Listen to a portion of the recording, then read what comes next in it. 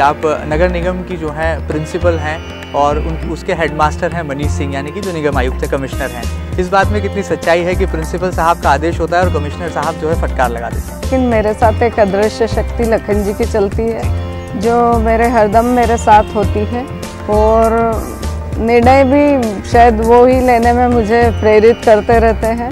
Bharatiya Janata party में ताई भी हैं, भाई भी हैं, दादा भी हैं, बाबा भी हैं और आपके आने के बाद भाभी भी जो है राजनीति में नजर आई। तो भाभी को गुस्सा कब आता है? गलत काम पे गुस्सा भी आता है। जब कोई आपने देखा होगा कि मैं जब कोई पीक थूकता है या कोई कचरा फेंकता तो मैं उसको सड़क पे भी पकड़ लेती हूँ, लेकिन कम गुस्सा आता है। शहर की जनता इंदौर की अगली सांसद के तौर पर की भी जो है आपको देखती है, आपके अंदर एक सांसद की छवि भी जनता को नजर आती है। इस बारे में क्या राय है आपकी? हमारी ताई जी माननीय सांसद और अभी पूरे भारत का नेतृत्व कर रही हैं और हमारे लिए गौरव की बात है। और जो भी कार्य होता हमारे यहाँ पार्टी संगठन तय करता है और उनके अनुसार काम होता है।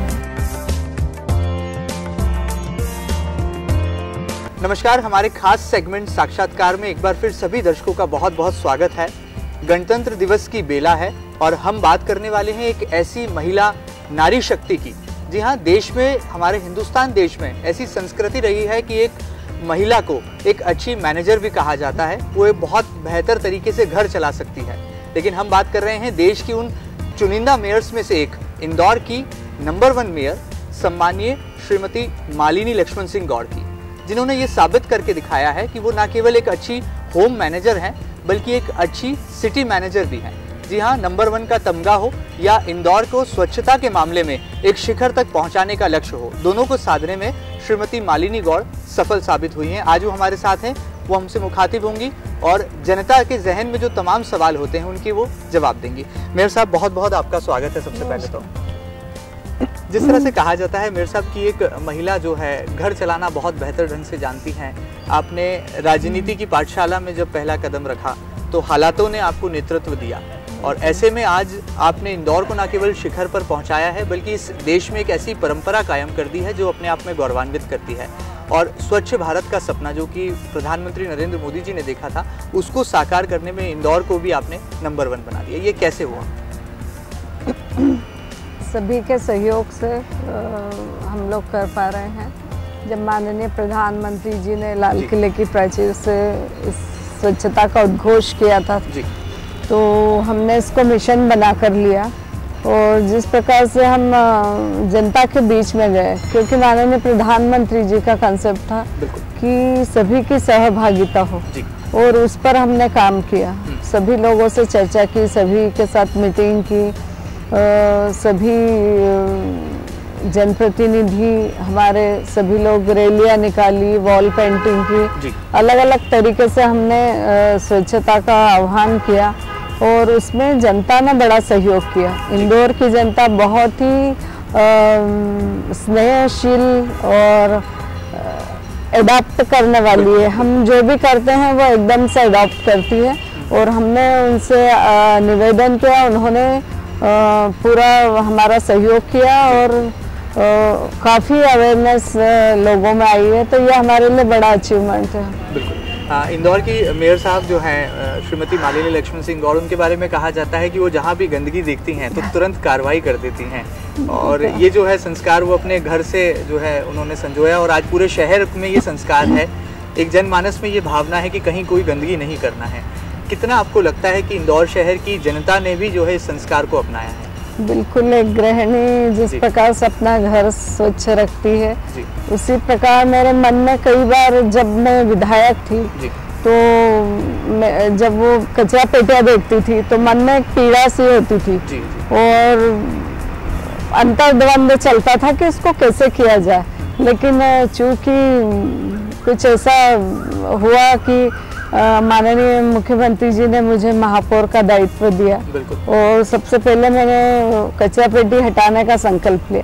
तो कचरा पेटी हटाना तो उसका विकल्प क्या, तो हमने घर घर से कचरा संग्रहण का काम शुरू किया और जैसे जैसे हमको सफलता मिलती गई हमने पूरे शहर, जो 85 वार्डों की इंदौर शहर है, 85 वार्डों में हमने कचरा पेटियां हटाई और घर घर से कचरा संग्रहण का काम शुरू किया। बिल्कुल ठीक बात है। मतलब आपका एक स्मार्ट एक्शन प्लान था जो कि एग्जीक्यूट हुआ और उसका परिणाम है कि आज इंदौर स्वच्छता के मामले में नंबर जी जी। आगे बढ़ते हैं। अभी स्वच्छता सर्वेक्षण चल रहा है और ऐसा कहा जा रहा है कि जो जनता का फीडबैक है उससे ही अब जो है विजेता होना है देश का अगला शहर। चंडीगढ़ से सीधा सीधा कंपटीशन है, प्रतियोगिता है इंदौर शहर की। देवी अहिल्या की नगरी को एक बार फिर नंबर 1 बनाने के लिए कितनी मेहनत आप कर रही हैं, कितना पसीना आप बहा रहे हैं? बिल्कुल, पब्लिक फीडबैक तो है, लेकिन सबसे ज्यादा नंबर पब्लिक फीडबैक के हैं, 1000 नंबर। बाकी दूसरे नॉर्म्स भी हैं और उसमें भी अलग अलग नंबरिंग, लेकिन सबसे ज्यादा पब्लिक फीडबैक है। तो हमने सभी 1969 पर सभी को मिस कॉल करने का कहा है और हम शायद ऐसा पेपर के माध्यम से पढ़ रहे हैं कि देश में हम दूसरे नंबर पे चल रहे हैं। दिल्ली, वेस्ट दिल्ली फर्स्ट पे है और सेकंड हम हैं। तो हम लगातार इस पर काम कर रहे हैं और हमारी इंदौर की जनता पूरा सहयोग कर रही है और हम फिर से, हमें पूरा विश्वास है कि सभी के सहयोग से हम 2018 में इंदौर को नंबर 1 बना पाएंगे। क्या कोई रिकॉर्ड बनाने का भी लक्ष्य है, क्योंकि लगातार आपको एक के बाद एक अवार्ड मिलते जा रहे हैं? स्मार्ट सिटी के एग्जीक्यूशन की बात हो, इंट्रोचमेंट को हटाने की बात हो, स्वच्छता की बात हो, या निगम का जो मैनेजमेंट का जो सरकारी ढर्रा था उसको कॉर्पोरेट तरीके से काम कराने की बात हो, हर मामले में आपने जो है अवार्ड हासिल किए हैं। क्या कोई रिकॉर्ड बनाने का लक्ष्य है? नहीं, कोई रिकॉर्ड बनाने का लक्ष्य नहीं। माननीय प्रधानमंत्री जी ने जब स्वच्छता का आह्वान किया था तो हमारा एक लक्ष्य था कि हमको शहर को साफ स्वच्छ करना है। अवार्ड अपने आप मिलते जा रहे हैं स्वच्छता की हर काम के लिए। मतलब कहा जा सकता है कि इंदौर के लिए आप बहुत लकी हैं।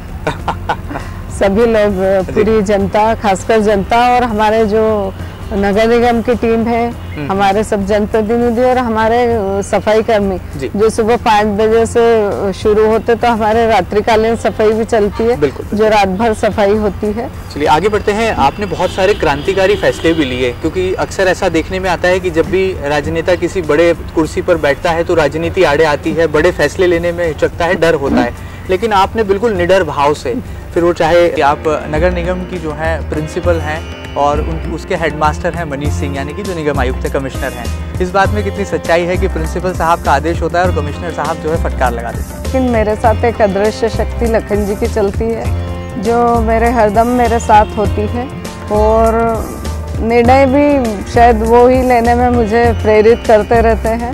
भारतीय जनता पार्टी में ताई भी हैं, भाई भी हैं, दादा भी हैं, बाबा भी हैं और आपके आने के बाद भाभी भी जो है राजनीति में नजर आई। तो भाभी को गुस्सा कब आता है?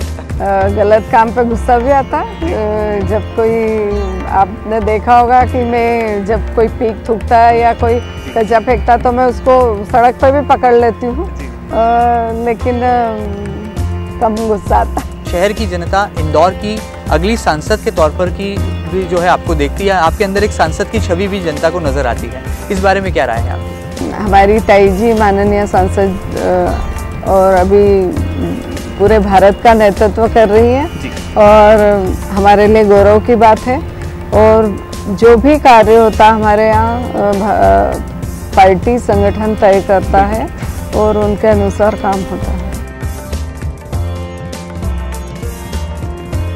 इतना दायित्व मिला है, हम उसमें क्या कर सकते हैं ये हमको करना चाहिए और वो मैं करती जा रही हूँ सभी के सहयोग से। बिल्कुल ठीक बात है।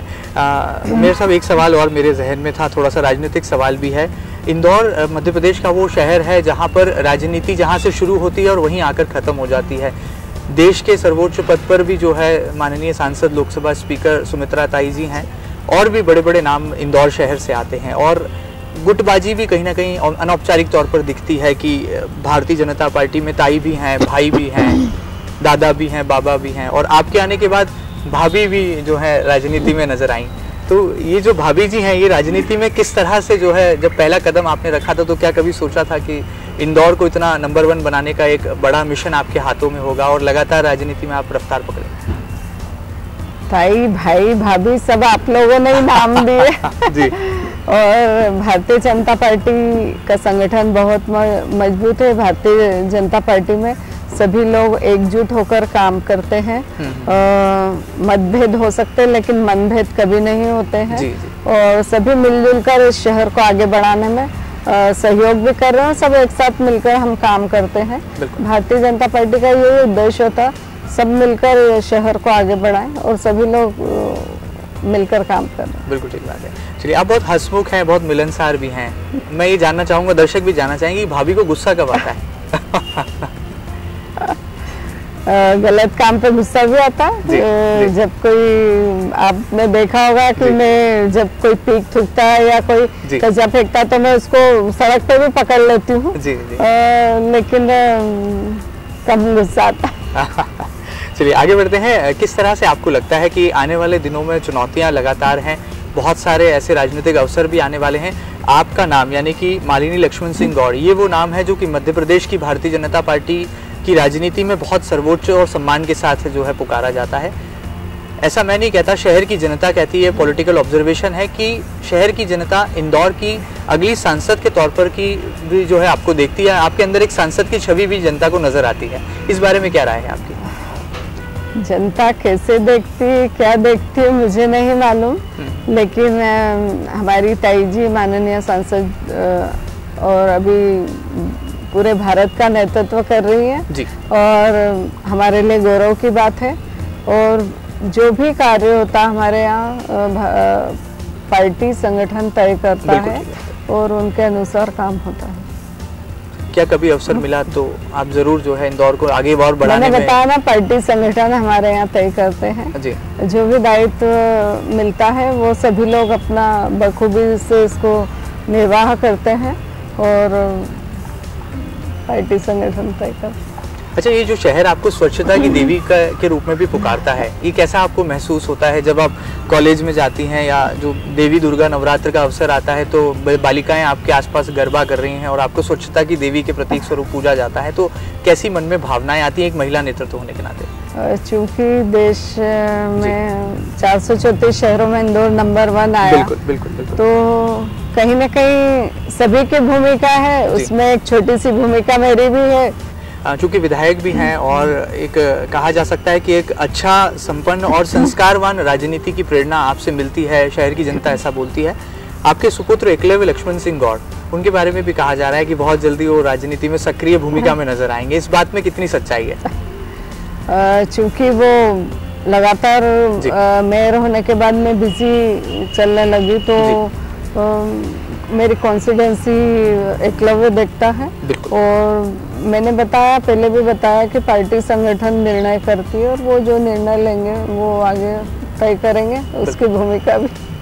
एक माँ होने के नाते क्या आप गॉड मदर बनेंगी अपने बेटे के लिए यदि वो राजनीति में कदम बढ़ाते हैं, तो किस तरह से उन्हें राजनीति में कदम बढ़ाना चाहिए, एक स्व प्रेरणा देने के लिए, एक संस्कार देने के लिए? बिल्कुल, वो क्या गुण तो आ ही जाते हैं परिवार में, तो वो लगातार काम कर रहा है। और हिंदू रक्षक संगठन जो सामाजिक संगठन है, जो हमारी संस्कृति में विकृति आ गई थी, उसके लिए लक्ष्मण सिंह जी ने बनाया था और उसी को बेटा संभाल रहा है और उसमें बड़े बड़े अनेक कार्यक्रम किए हैं और विधानसभा 4 भी देख रहा है। तो आगे जो भी होगा, क्योंकि आगे का मैं कभी नहीं सोचती हूँ, मैंने कभी सोचा नहीं था कि मुझे ये सब करना पड़ेगा, लेकिन जो योग होते हैं, जो विधाता ने लिखा हुआ है हमारी किस्मत में, वो होता है। बिल्कुल ठीक बात। आज कैसा आप महसूस करती हैं, महापौर हैं, आपके बारे में जनता का जो फीडबैक आता है, और एक खासतौर पर महिला होने के नाते कितना मुश्किल कितना आसान, शहर को भी चलाना, घर को भी चलाना?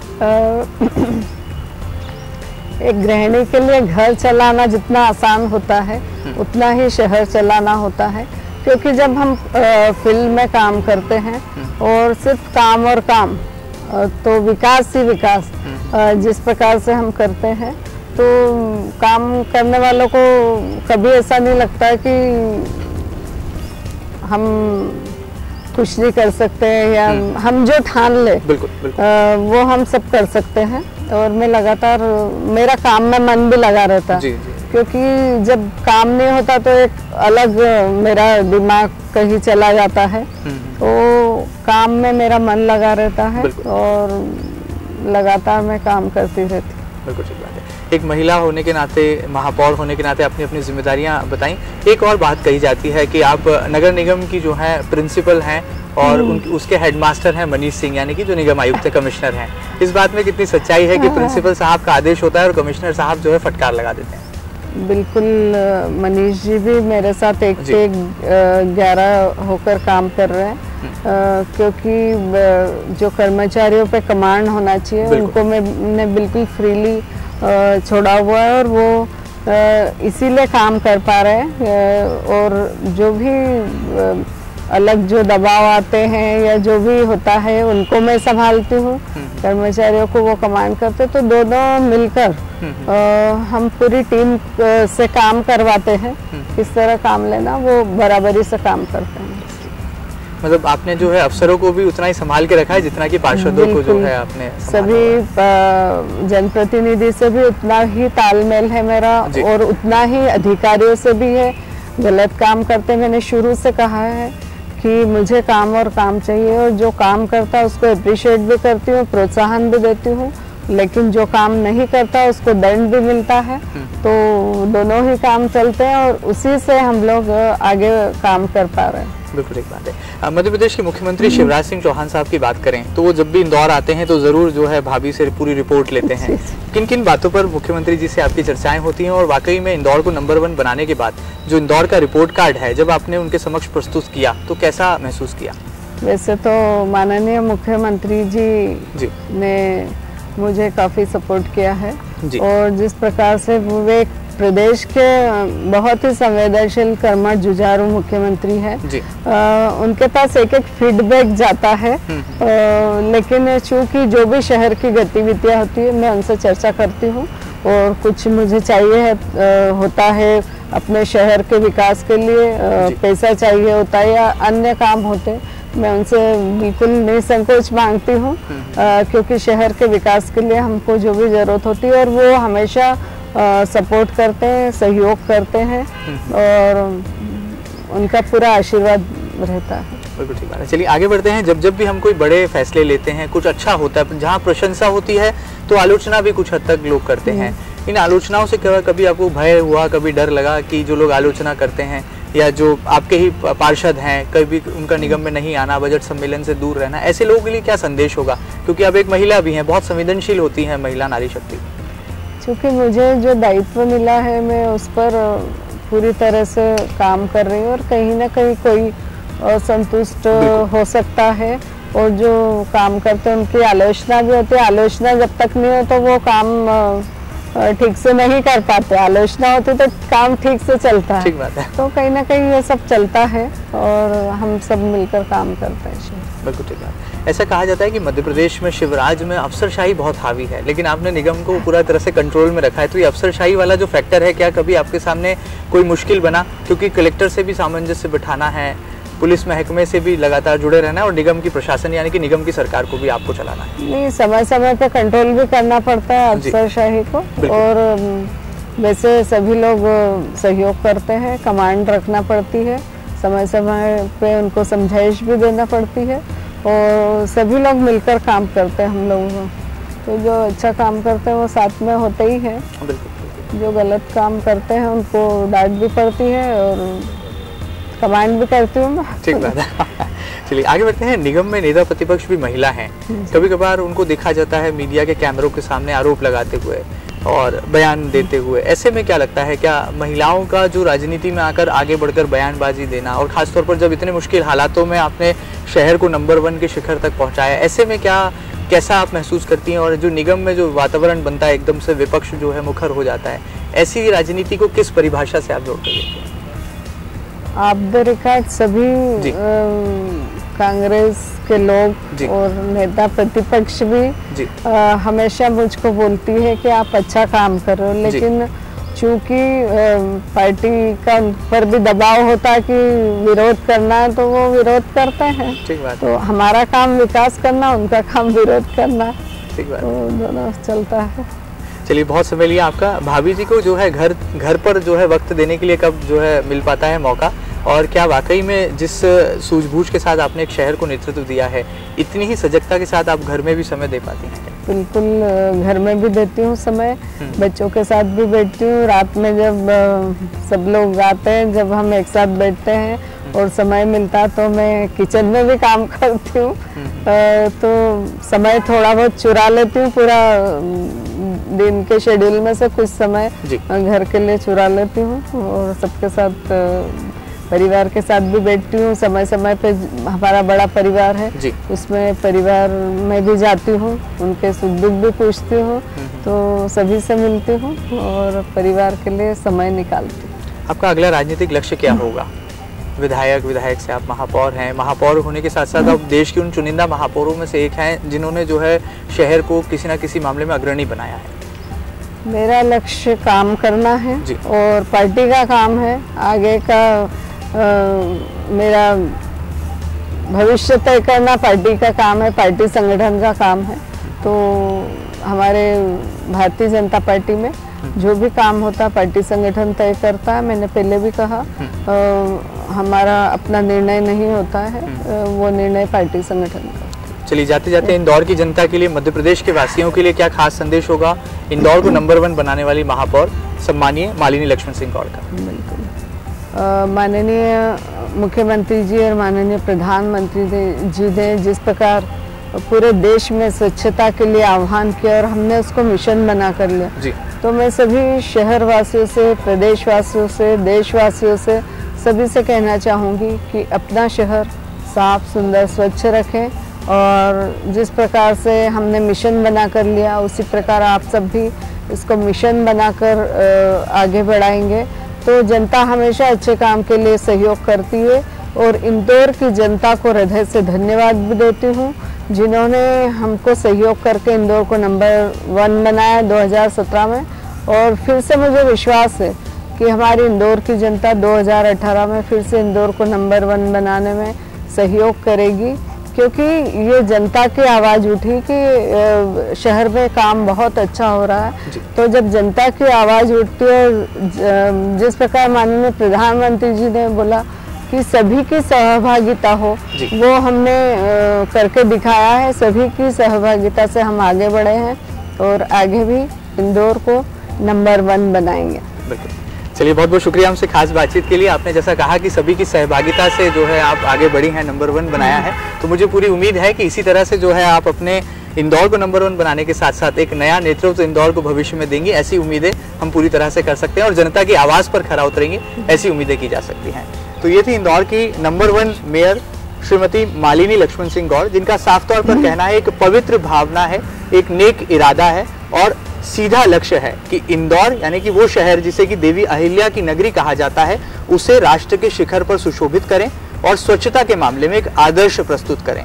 राजनीति से परे वो एक अलग व्यक्तित्व है, सादगीपूर्ण चेहरा भी है। देखना होगा कि भविष्य में ये चेहरा किस तरह से आगे भी एक शिखर पर अपनी दस्तक देता है। साक्षात्कार के इस खास सेगमेंट में आज इतना ही।